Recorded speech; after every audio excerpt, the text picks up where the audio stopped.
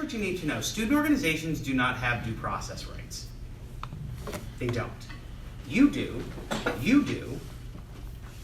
but student organizations do not. So there doesn't need to be a hearing.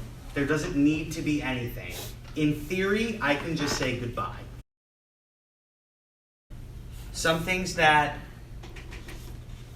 some of you have brought forward, that's very fair. Our national process is more than 4 weeks. Too bad. For new members. For new members. It's going to be 4 weeks. Our nationals won't let us. You won't be recognized. So that's not negotiable. Our national organization is not on the academic year, it's on the calendar year. Your chapter will be on the academic year. Our nationals won't let us. You will not be recognized. That's not negotiable. I say this to you because this is not your fight. When you talk to the headquarters rep and they say, well, you should be advocating, you should say, I really appreciate that, and I do advocate for Alpha Z, and I do advocate for Phi Psi, but the reality is the university has determined that we're doing this or we're not going to be recognized. So I'm going to move forward to be recognized.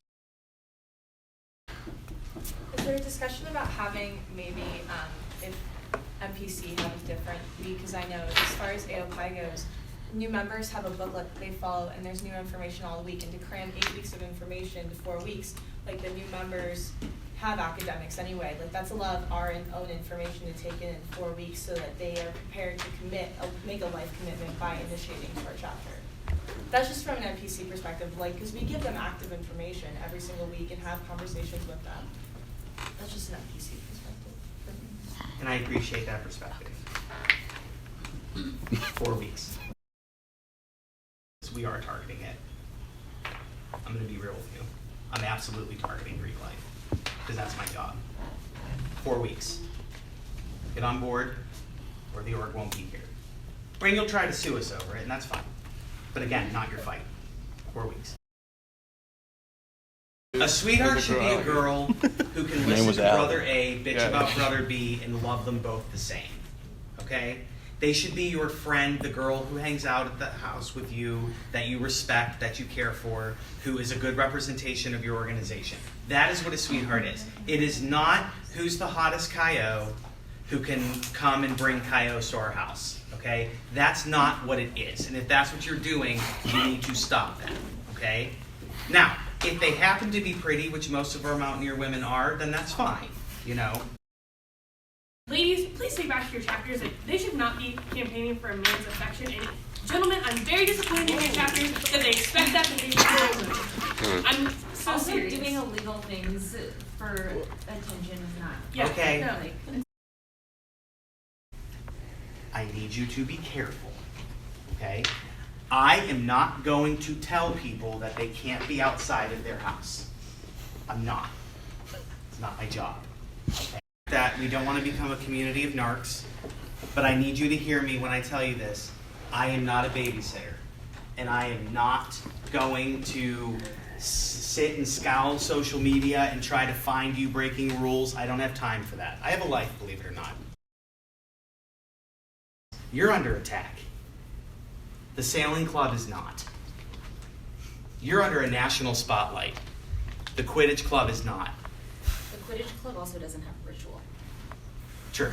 And that's the romantic thing. You have rituals and values. And we believe in that. But it's true. So I know that some of you are feeling kind of like we weren't consulted. You weren't. Greek Life was getting shut down. You wouldn't have been consulted with that either. Okay? This is me. For those of you that have worked with me, you know I'm very real. Okay? You weren't consulted. You are being expected to just blindly follow this. Because the alternative is you don't come here. And if all of you say, well, they can't kick all of us off, yeah, we can. And we have master's degrees in higher education, and WVU will find something for us to do.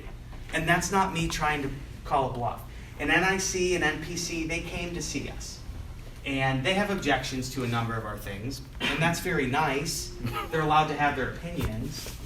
But ultimately, what WVU wants to do, it's their right to do. And that's what we're going to do.